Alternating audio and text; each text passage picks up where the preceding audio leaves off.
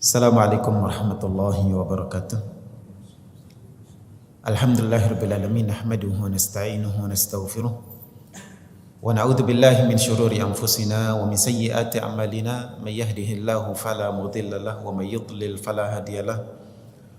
Asyhadu an la ilaha illallah wahdahu la syarika lah wa asyhadu anna Muhammadan 'abduhu wa rasuluh.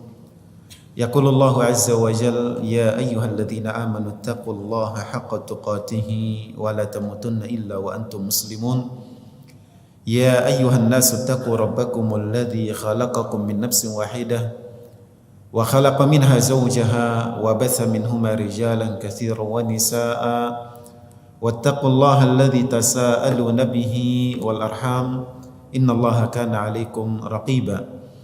Ya ayyuhalladzina amanu taqullaha wa qulu qawlan sadida yuslih lakum a'malakum wa yaghfir lakum dhunubakum wa may yuti'illaha wa rasulahu faqad faza fawzan 'azima.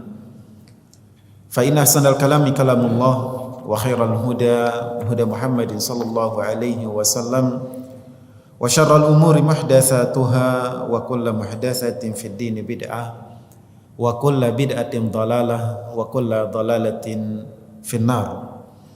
Ma'asyal muslimin, para jamaah salat subuh yang dimuliakan oleh Allah Subhanahu wa taala. Segala puji bagi Allah Subhanahu wa taala yang memberikan kita karunia dan nikmat. Segala puji bagi Allah Azza wa Jalla, zat yang memberikan petunjuk kepada siapa yang dikehendaki dan memalingkan dari petunjuknya siapa yang dia kehendaki. Kemudian salawat dan salam semoga senantiasa dilimpahkan oleh Allah Azza wa Jalla kepada baginda yang mulia sallallahu alaihi wa ala alihi wa sahbihi wasallam. Kaum muslimin rahimakumullah, pada kesempatan ini kita akan melanjutkan pada hadis yang ke-23, 24 dan 25 dari bab peringatan terhadap akhlak-akhlak buruk dari kitab Bulughul Maram, tepatnya di Kitabul Jami'. Ikhwani fiddin rahimakumullah, hadis yang ke-23 adalah hadis yang diriwayatkan oleh sahabat yang bernama Abu Sirmah radhiyallahu anhu. Qala Rasulullah sallallahu alaihi wasallam. Dia meriwayatkan bahwasanya Rasulullah sallallahu alaihi wasallam telah bersabda, "Man darra musliman darrahullahu wa man syaqqa musliman syaqqallahu alaihi." Yang artinya, siapa yang menimpakan keburukan, kemudaratan kepada seorang muslim, maka Allah Azza wa Jalla akan timpakan kepadanya keburukan, kemudaratan. Dan siapa yang menyusahkan, menyulitkan seorang muslim, maka Allah Azza wa Jalla akan timpakan kepadanya kesusahan, kesulitan. Akhrajahu Abu Dawud. Hadis ini diriwayatkan oleh Imam Abu Dawud wa Tirmidzi, juga Al-Imam Tirmidzi wa hasanahu, dan Al-Imam Tirmidzi menyatakan hadis ini hasan. Ikhwani fiddin ma'asyar muslimin rahimakumullah, hadis ini diriwayatkan Imam Tirmidzi dengan lafaz man darra darrahullahu wa man syaqqa syaqqallahu alaihi, tanpa ada kalimat muslim. Siapa yang menimpakan keburukan, kemudaratan, maka Allah Azza wa Jalla balas dia diberikan kemudaratan, keburukan. Dan siapa yang menyusahkan, menyulitkan, maka Allah Azza wa Jalla timpakan kepadanya kesusahan, kesulitan. Hadis ini kaum muslimin rahimakumullah sejalan dengan kaidah bahwa setiap orang akan membalaskan atau akan diberikan balasan sesuai dengan perbuatannya. In ahsana fa yujaza ala ihsanihi Jika dia berbuat kebaikan maka dia akan diberikan balasan atas kebaikannya, dan jika dia berbuat keburukan maka dia pun juga akan diberikan balasan atas keburukannya. Ya, bahwasanya al jazau min jinsil amal. Balasan itu sesuai dengan perbuatan. Orang yang berbuat baik dia akan mendapatkan balasan kebaikan yang setimpal juga. Siapa yang berbuat keburukan maka dia pun akan mendapatkan balasan keburukan yang setimpal. Dalam hal kebaikan, misalkan Nabi kita alaihi salatu wasalam di dalam sebuah hadis menyebutkan siapa ya yang menghilangkan kesusahan dari seorang muslim, maka Allah azza wa jalla akan hilangkan satu kesusahan baginya nanti di hari kiamat. Barang siapa yang memudahkan orang yang kesulitan, maka Allah azza wa jalla akan berikan di kemudahan di dunia dan juga di akhirat. Siapa yang menutupi kesalahan seorang muslim, menutupi aib seorang muslim, maka Allah azza wa jalla akan tutupi aibnya di dunia dan juga di akhirat. Siapa yang membantu seorang muslim, Allah akan berikan dia bantuan dan pertolongan. Ikhwani fiddin, begitu juga sebaliknya, orang yang berbuat keburukan, dia akan mendapatkan balasan keburukan yang setimpal. Pernah kita baca di dalam majelis ini hadis Nabi kita alaihi salatu wasallam yang berupa doa. Beliau berdoa, Allahumma man waliya min amri ummati syai'an fasyaqqa alaihim fashkuk alaih. Yang artinya, ya Allah, siapa di antara umatku ini yang diberikan mengurus satu urusan umatku, kemudian dia menyusahkan mereka, menyulitkan orang yang dia urus, fashkuk alaih, maka sulitkan dia ya Allah, berikan dia kesulitan, kesusahan. Semakna dengan hadis yang kita baca. Dan di dalam Al-Quran ataupun di dalam hadis kita temukan Allah azza wa jalla menyebutkan balasan kepada orang yang berbuat keburukan, dia akan diberikan balasan yang setimpal. Wa makaru wa makarallahu. Mereka berbuat tipu daya, maka Allah pun balas tipu daya mereka.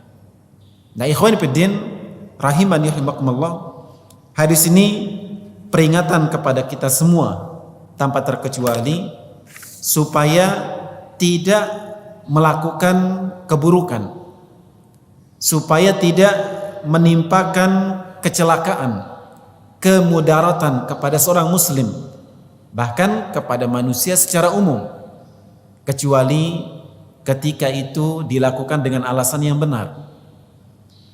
Bahwa siapa yang melakukan keburukan, dia akan mendapatkan balasan yang setimpal.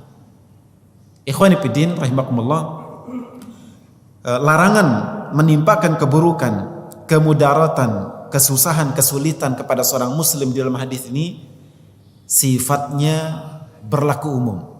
Sifatnya berlaku umum. Baik keburukan itu sedikit, lebih-lebih keburukan yang ditimpakan itu banyak. Baik keburukan itu sifatnya langsung, menimpakan keburukan kepada seorang muslim secara langsung, ataupun secara tidak langsung sebagai penyebab seorang muslim mendapatkan keburukan, atau dengan menghalangi seorang muslim dari apa yang menjadi hak mereka berupa kebaikan, berupa manfaat. Ikhwani fiddin rahimakumullah, termasuk juga keburukan kepada dirinya, kepada anaknya, kepada istrinya, keluarganya, harta bendanya, dan lain sebagainya. Bahwa larangan menimpakan keburukan di sini bersifat umum dalam segala hal, dalam semua urusan. Masuk di dalamnya ikhwani fiddin rahimakumullah hadis-hadis Nabi kita alaihi salatu wasalam yang melarang berbagai bentuk transaksi muamalah yang mengandung tipu daya, yang mengandung penipuan. Nabi kita alaihi salatu wasalam pernah masuk di sebuah pasar, kemudian beliau melihat seorang pedagang yang menyajikan dagangannya, di atasnya bagus, kurma di bagian atasnya bagus. Kemudian Nabi masukkan tangannya ke dalam jualannya itu, ternyata di bagian dalamnya, di bagian bawahnya adalah yang rusak, yang buruk. Maka Nabi kita SAW mengatakan, man ghasyana falaysa minna. Siapa yang berbuat tipu daya terhadap kaum muslimin, maka dia bukan dari golongan kami. Ya, seperti orang yang memoles di dalamnya buruk tapi di luarnya dipoles bagus. Seperti orang yang mengurangi timbangan, menyembunyikan cacat. Ini semua adalah bentuk gish, penipuan yang masuk dalam larangan hadis ini. Begitu juga ikhwani fiddin, Nabi kita alaihi salatu wasallam melarang untuk seseorang melakukan khidbah di atas khidbah saudaranya. Melarang seseorang melakukan jual beli di atas jual beli saudaranya. Ada saudaranya yang melakukan khidbah, ya, sedang proses, kemudian dia datang, ya, dan masuk ikut mengkhidbah. Ya, ini dilarang di dalam agama kita. Begitu juga ketika kita melihat ada dua orang yang sedang tawar menawar, sedang melakukan jual beli, kemudian kita masuk, ya, sehingga orang yang tadinya tertarik untuk membeli, ya, beralih kepada kita, maka ini juga bagian termasuk yang dilarang dalam hadis ini, menimpakan keburukan, menyusahkan kesulitan kepada orang lain. Ya. Ikhwani fillah rahimakumullah. Demikian juga larangan menimpakan keburukan antara tetangga, antara keluarga, antara orang yang berserikat, baik keburukan bersifat perbuatan ataupun yang bersifat ucapan. Keburukan antara suami dan istri. Ya, misalkan seorang suami yang menggantung istrinya. Istrinya tidaklah dikatakan sebagai istri, dikatakan istri juga tidak. Ya. Dikatakan dia istrinya tidak. Dikatakan bukan istrinya, dia masih statusnya sebagai istrinya. Ya. Ketika istrinya diceraikan, menjelang menjelang habis iddahnya dirujuk, bukan karena dia ingin mempertahankan rumah tangganya misalkan, tapi ingin menyakiti istrinya ini. Ini pun masuk di dalam larangan menimpakan keburukan kepada seorang muslim. Termasuk di dalam agama kita, Allah Azza wa Jalla melarang memberikan wasiat kepada salah satu ahli waris. Ya, karena ada kedekatan antara si mayit ini atau orang yang akan meninggal ini dengan salah satu anaknya atau salah satu saudaranya, kemudian orang yang dia sangat dekat itu, keluarganya, anaknya yang dia sangat sayang itu, kemudian diberikan wasiat khusus misalkan. Ya, ini jadi dibenarkan di dalam agama kita. Kenapa? Akan merugikan ahli waris yang lain. Demikian juga ketika wasiat itu diberikan kepada luar ahli waris, maka tidak boleh lebih dari sepertiganya, kecuali dengan ridha dari ahli waris semuanya. Ya, karena itu akan menyusahkan, menyulitkan, mendatangkan keburukan bagi ahli waris. Allah Azza wa Jalla berfirman, ya, tentang pembagian ahli waris, min ba'di wasiyatin yusa biha aw dainin ghairu mudhar. Bahwasanya harta warisan itu akan dibagi setelah wasiat mayit dilaksanakan dan setelah hutang-hutangnya dilunasi, dibayarkan. Dengan catatan wasiat itu bukan wasiat yang mengandung kemudaratan bagi ahli waris sebagiannya ataupun keseluruhannya. Ikhwani fiddin rahimani wa rahimakumullah. Jadi larangan untuk menimpakan keburukan di sini sifatnya umum. Kemudian ikhwani fiddin rahimakumullah, kita lanjutkan pada hadis yang ke-24. An Abi Darda radhiyallahu anhu qala Rasulullah sallallahu alaihi wasallam innallaha yubghidul fahishal badhi'a. Abu Darda radhiyallahu anhu meriwayatkan bahwasanya Rasul sallallahu alaihi wasallam telah bersabda, sesungguhnya Allah azza wa jalla benci kepada orang yang berkata kotor, berkata buruk, berkata kasar, berkata buruk. Akhrajahu Tirmidzi wa sahhahu. Hadis ini diriwayatkan oleh Imam Tirmidzi dan beliau menyatakan hadis ini sahih. Ikhwani fiddin rahimakumullah. Hadis ini adalah kelanjutan dari sabda Nabi sallallahu alaihi wasallam, "Ma min syai'in asqalu fi mizanil 'abdi yaumal qiyamati min khuluqin hasan." Tidak ada sesuatu pun kelak di hari kiamat yang lebih berat dalam timbangan seorang hamba daripada akhlak baik.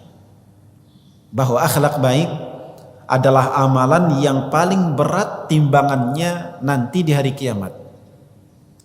Kemudian Nabi melanjutkan, wa innallaha la yubghidul fahishal badhi'a. Sungguh Allah azza wa jalla benar-benar benci kepada orang yang berkata kasar, yang berkata buruk. Ya. Ikhwani fillah rahimakumullah. Yang menarik dari hadis ini bahwasanya Nabi kita alaihi salatu wasalam menyebutkan bahwa Allah azza wa jalla benci, tidak suka kepada orang yang punya kata-kata kasar, kata-kata buruk, setelah Allah azza wa jalla menyebutkan keutamaan akhlak baik. Seakan-akan Nabi kita alaihi salatu wasalam mengingatkan bahwa untuk mengukur seseorang apakah akhlaknya baik atau tidak, karakternya bagus atau tidak, maka salah satu indikator mudah untuk melakukan penilaian tersebut adalah dengan melihat tutur katanya. Dengan melihat tutur katanya. Begitu juga kita untuk mengukur diri kita ini baik akhlaknya atau tidak, kita lihat bagaimana kita bertutur kata. Karena ikhwani fiddin rahimakumullah, sesungguhnya seperti yang dikatakan para ulama, lisan kita ini dia ibarat gayung bagi ember. Ketika kita masuk di kamar mandi, apa yang akan kita dapatkan dari ember tampungan air itu? Apakah air yang kita dapat bagus atau tidak, keruh atau jernih? Itu akan bisa kita nilai dari air yang kita angkat di gayung tersebut. Atau di sebuah sumur, ya, ketika nimba air, ngambil air di sumur, untuk menilai seperti apa air dalam sumur tersebut tergantung apa yang dibawa naik oleh ember timba yang kita masukkan. Lisan kita ini ikhwani fiddin, dia adalah gambaran tentang apa yang ada dalam jiwa kita, apa yang ada dalam hati kita, apa yang ada pada pikiran kita. Jika ucapan yang kita keluarkan adalah ucapan-ucapan yang baik, ucapan-ucapan yang bagus, itu menunjukkan bahwa batin kita bagus. Tapi sebaliknya, jika yang keluar adalah celaan, cacian, sumpah serapah, ucapan kotor, ucapan kasar, maka itu menunjukkan karakter kasar, karakter buruk yang ada pada diri seseorang. Jadi lisan kita ini dia adalah gayung bagi apa yang ada dalam hati kita. Allah azza wa jalla di Al-Quran ketika berbicara tentang orang-orang munafikin yang menuduh Ummul Mukminin Aisyah radhiyallahu anha melakukan kekejian, bahwa ucapan-ucapan yang mereka ucapkan oleh para munafikin itu adalah ucapan-ucapan keji, dan itu tidak pantas kecuali pada orang yang keji saja. Ya, maka Allah Azza wa Jalla menyatakan at-tayyibatu lit-tayyibin wat-tayyibuna lit-tayyibat. Ucapan-ucapan yang bagus itu hanya akan keluar dari orang-orang yang bagus.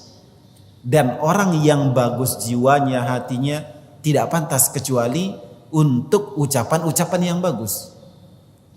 Sebaliknya, al-khabithatu lil-khabithin. Kata-kata keji, kata-kata kotor tidak pantas kecuali untuk yang kotor. Dan orang yang kotor, orang yang buruk hanya pantas untuk kalimat-kalimat yang keji, yang kotor juga. Jadi ikhwan fillah, ucapan kita ini dia adalah gambaran tentang jati diri kita. Makanya di dalam banyak hadis Nabi kita alaihi salatu wasallam menyebutkan bahwa keselamatan itu tergantung lisan kita. Man yadman li ma baina lihyaihi wa ma baina faqidaihi adman lahul jannah. Siapa yang bisa menjaga lisan dan kemaluannya, aku jamin baginya surga. Ketika Mu'adz bin Jabal radhiyallahu anhu bertanya kepada Nabi sallallahu alaihi wasallam, ya, wa inna lamu'akhadzuna bima natakallamu bihi. Wahai Rasul, apakah kita akan disiksa gara-gara ucapan yang kita ucapkan? Maka Nabi SAW menyebutkan bahwa kebanyakan manusia dia dijerumuskan, dijungkalkan ke dalam api neraka tidak lain karena buah dari ucapan mereka. Dan banyak hadis lagi yang mengingatkan kita tentang menjaga lisan.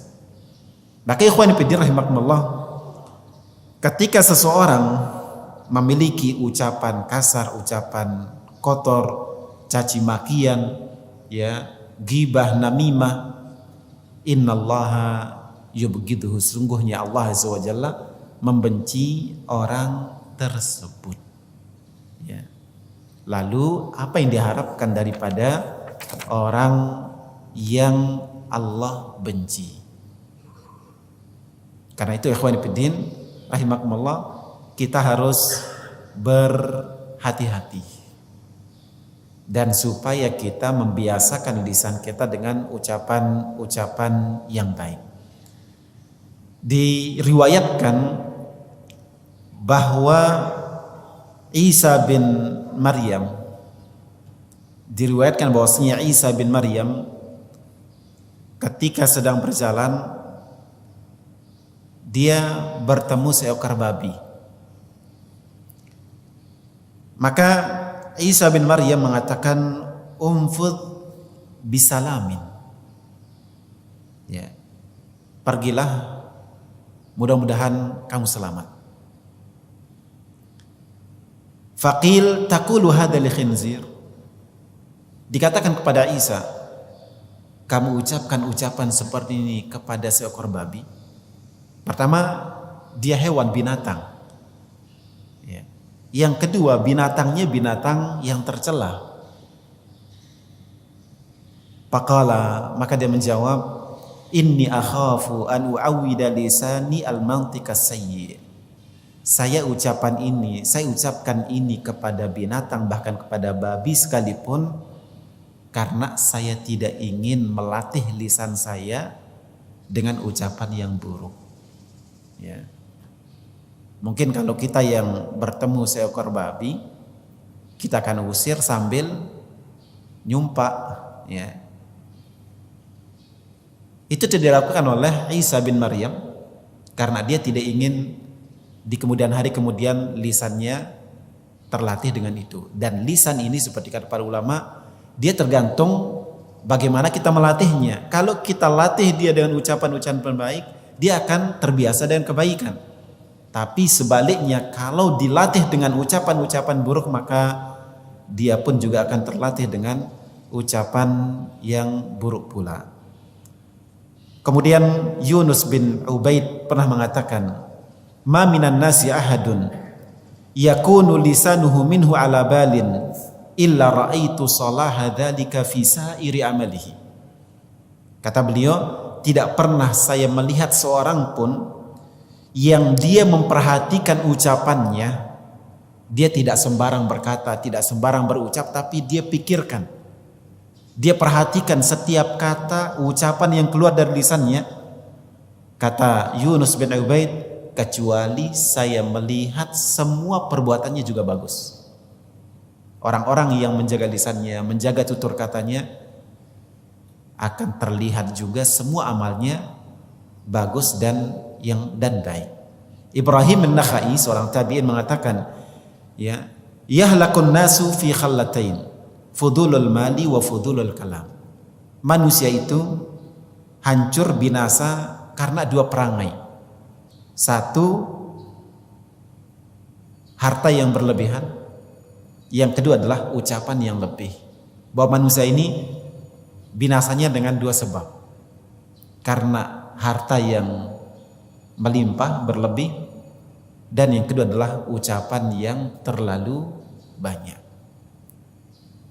Tepat seperti yang dikatakan oleh Nabi SAW, bukan kemiskinan yang beliau khawatirkan terhadap umatnya, tapi justru harta yang melimpah yang beliau khawatirkan.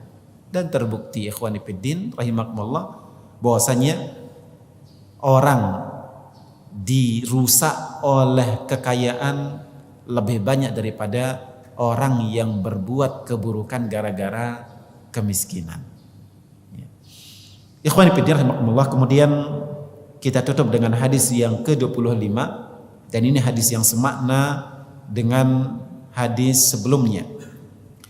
Walahu min hadithi Ibnu Mas'ud radhiyallahu anhu rafa'ahu.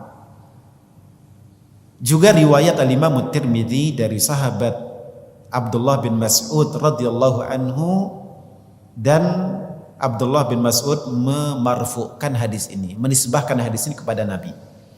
Laisal mu'minu bitta'ani walal la'ani walal fahishi walal badhi'i. Tidaklah seorang mukmin yang sempurna imannya orang yang banyak mencela, orang yang banyak melaknat, orang yang berkata kasar dan yang berkata buruk. Wa hasanahu, al-Imam Tirmidzi menyatakan hadis ini hasan, wa sahahahu al-Hakim, dinyatakan sahih oleh Imam al-Hakim, wa rajjaha ad-Daruqutni waqfahu, tapi al-Imam ad-Daruqutni lebih menguatkan hadis ini mauquf. Jadi hadis ini para ulama hadis berbeda pendapat dalam atau berbeda riwayat.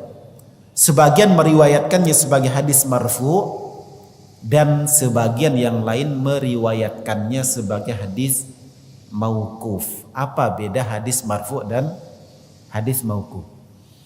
Hadis marfu adalah hadis yang penisbahannya kepada Nabi SAW, bahwa Nabi yang mengucapkannya, Nabi yang melakukannya. Itu disebut dengan hadis marfu. Baik nanti sanadnya benar atau tidak benar, sanadnya ada dhaif atau tidak, itu urusan lain.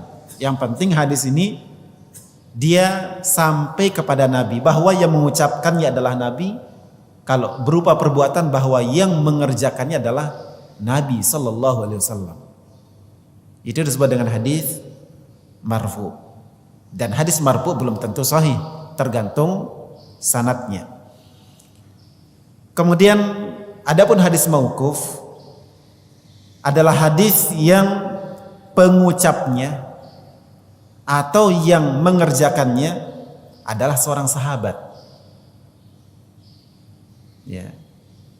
Maka ikhwani fiddin, kalau dikatakan hadis yang sedang kita baca ini adalah hadis marfu, berarti yang punya ucapan ini adalah Nabi alaihi salatu wasallam, bahwa Nabi yang mengatakan laisal mu'minu bitta'ani walal la'ani walal fahishi walal badhi.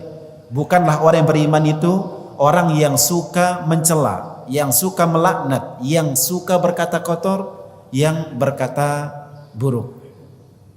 Kalau dikatakan ini hadis marfu berarti yang mengucapkannya adalah Nabi sallallahu alaihi wasallam. Tapi kalau dikatakan seperti Imam Darqutni menguatkan hadis ini mauquf, berarti ini ucapannya siapa? Abdullah bin Mas'ud, bukan ucapan Nabi sallallahu alaihi wasallam. Ikhwani fillah rahimakumullah. Apapun keadaannya, apakah hadis ini marfu atau hadis ini mauquf, maka secara makna hadis ini benar. Ditunjukkan oleh banyak hadis, ya, dan juga ditunjukkan oleh Allah Azza wa Jalla dalam firman-Nya, wa qulu lillahi husna, ucapkanlah ucapan yang baik kepada manusia. Adapun mencela, memaki, melaknat, ya, berkata kasar, berkata buruk, jelas ini bukan ucapan yang baik, ya. Ikhwani fillah rahimakumullah, hadis ini menunjukkan bahwa mencela, baik mencela fisik, mencela nasab, mencela marga, mencela agama, itu bukan ciri orang yang beriman. Begitu juga orang yang ucapannya kotor, ucapannya kasar, ucapannya buruk, walaupun ucapan itu sebenarnya benar, tapi dia adalah ucapan yang buruk, ucapan yang misalkan ucapan-ucapan yang kaitannya dengan masalah-masalah yang sensitif, buruk untuk didengar, buruk untuk diucapkan, ucapan-ucapan keji. Yang mengucapkan seperti itu bukanlah orang yang beriman dengan sempurna. Maka orang yang beriman sempurna, orang yang benar-benar beriman adalah orang yang ucapannya bagus. Persis seperti yang dikatakan oleh Nabi kita alaihi salatu wasallam, man kana yu'minu billahi wal yaumil akhir falyakul khairan aw liyasmut. Siapa yang benar-benar beriman kepada Allah dan hari akhirat, hendaklah dia mengucapkan ucapan yang baik. Kalau ucapan itu tidak baik, maka hendaklah dia diam. Ya. Kemudian hadis ini juga sejalan semakna dengan sabda Nabi yang lain. Beliau pernah bersabda, la yambagi lisiddiqin ayyakuna la'anan. Orang yang siddiq, orang yang mudah, ya, yang punya iman kuat, apa yang datang dari Rasul langsung dia benarkan, langsung dia percaya tanpa dia pikirkan, tidak patut untuk banyak melaknat. Dan melaknat jika dari Allah Azza wa Jalla maksudnya menjauhkan dari rahmat. Sedangkan kalau sesama kita semakhluk dikatakan saya melaknat si fulan, si anak melaknat ibunya, si ibu melaknat anaknya, maksudnya adalah mencaci maki dan mendoakan keburukan. Mencaci maki dan mendoakan keburukan, ya. Di dalam hadis yang lain Nabi kita alaihi wasallam mengatakan, la yakunul la'anuna syufa'a wala syuhada yaumul qiyamah.